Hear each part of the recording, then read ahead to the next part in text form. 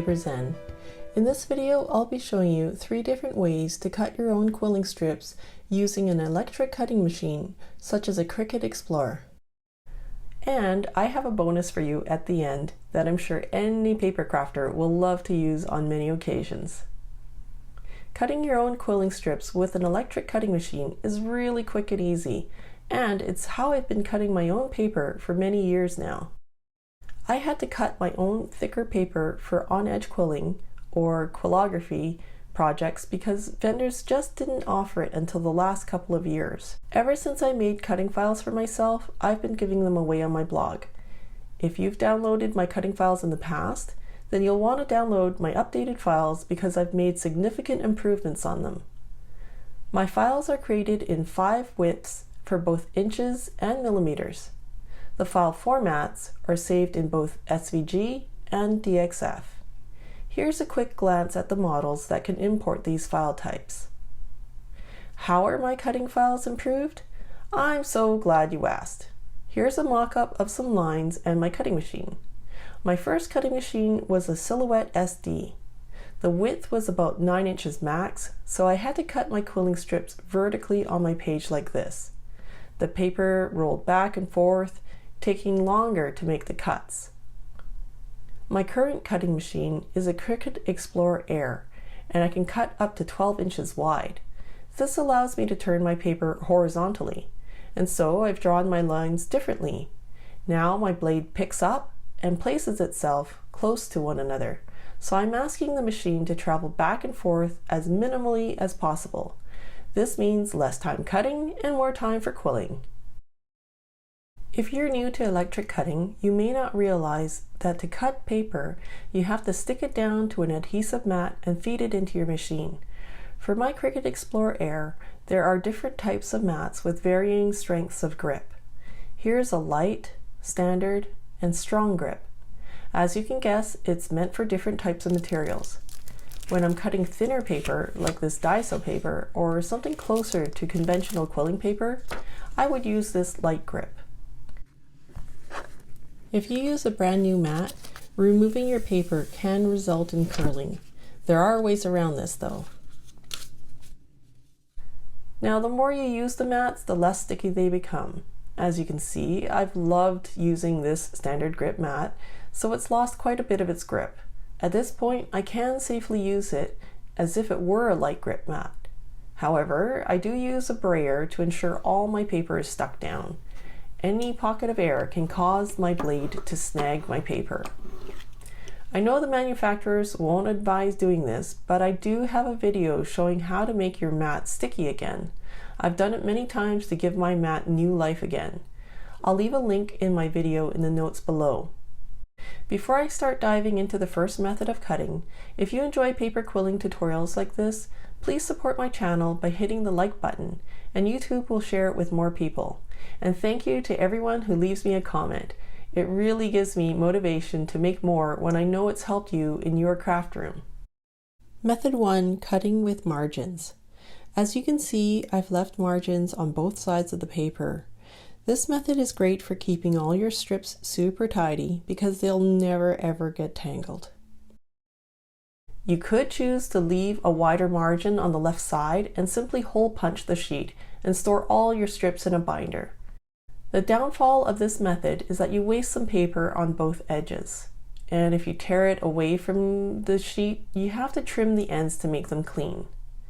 Sometimes, if I know I'm going to be quilling quite a bit with this color, I'll snip a few strips at a time. Using this method makes it easy to get it off your cutting mat, which I'll be showing after I finish explaining all 3 methods. Method 2. Cutting with a fringe. This method has margins on just one side. The fringe joins the strips on one end, and they are less tidy than method 1, but there is less wastage. I generally use this method when I'm cutting a scrap piece of paper like this envelope I took apart. The size is not a full sheet, and I really wanted to keep every bit of it while keeping it tidy. This method is also easy to get off your adhesive mat. Method 3. Cutting without margins. This method cuts the strips individually. There's no wastage, but since the pieces are loose, it's slightly more challenging getting them off your mat since they're not joined. My new cutting files are set up to cut as method 3, which extend past the length of your paper. Please adjust the lengths for your own cutter using your manufacturer's software, and depending on whichever method you prefer. Okay, now I'm going to show you how to remove the paper strips from your adhesive mat.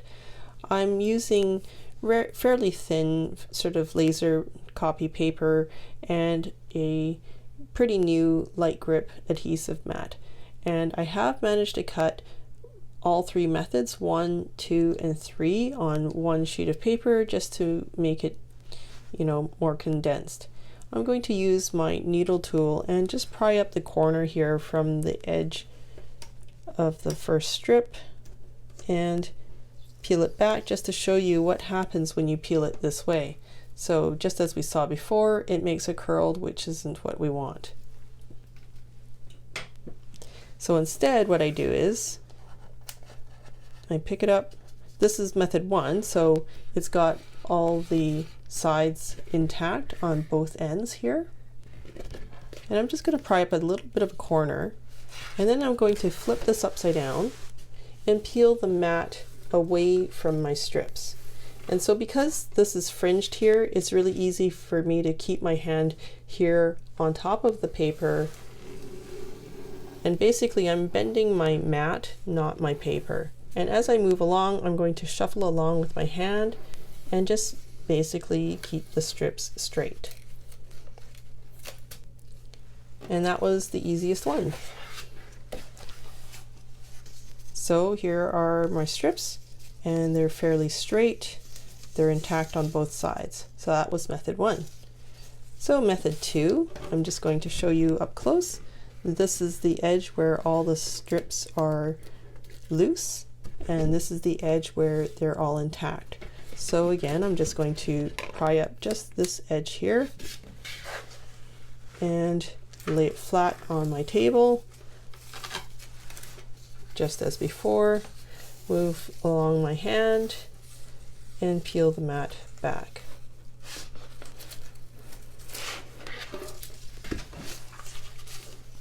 And there's method 2. So for method 3, I'm going to show you a different tool, and this is a bread dough scraper that I borrowed from our kitchen. So instead of my hand, you can also use a tool like this or a metal ruler, just to show you another option of how to remove strips. So again, I'm just going to push aside the mat so that these all come up, turn it upside down, and if you have a tool like this, then it just kind of, it's able to shimmy between those layers more closer than my fingers can. And I'm just trying my best to keep those strips straight as I peel the mat off.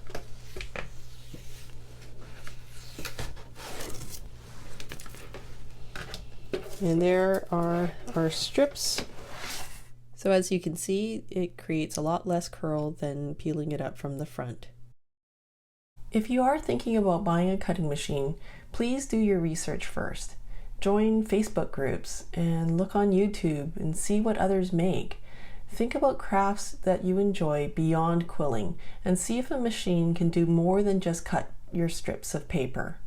I don't use my cutter for fabric, cake decorations, or chipboard. The best model would be the one that suits your crafting needs and budget.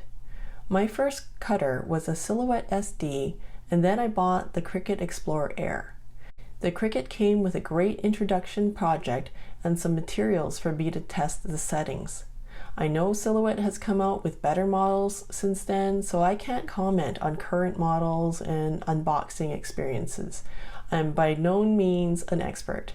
Of the two I've owned, I can say I have preferred my Cricut because it's free to import SVG files. To import an SVG file into a Silhouette machine, you have to buy extra software from them called Silhouette Studio Designer Edition. If you'd like to buy that software, I'll leave a link for you below. Just click on the word Show More and you'll see all the details there.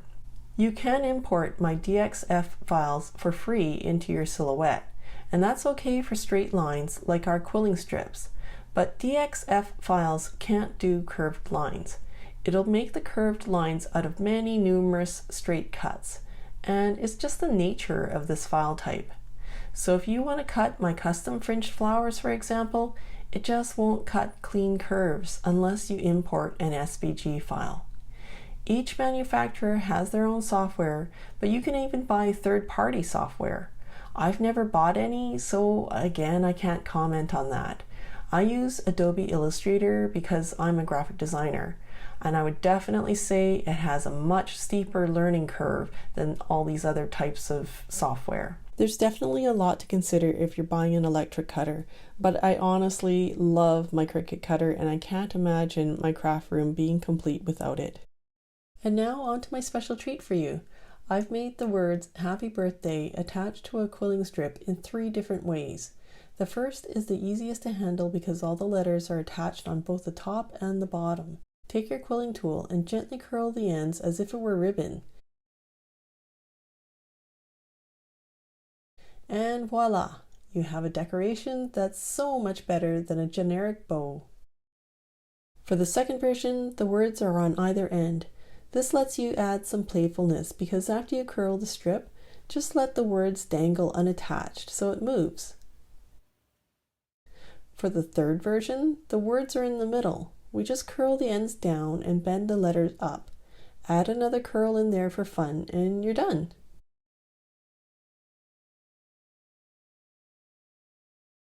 The metallic gold paper I'm using here came from Daiso, and I thought it would go nicely with this wrapping paper, which has some gold flecks as well. I'm sure you can come up with even more ideas of how to use these quilt greeting strips. If you enjoyed my tutorial and free files, please support my channel by clicking the like button or leaving me a comment. I'd love to see what you make. Have fun, everyone!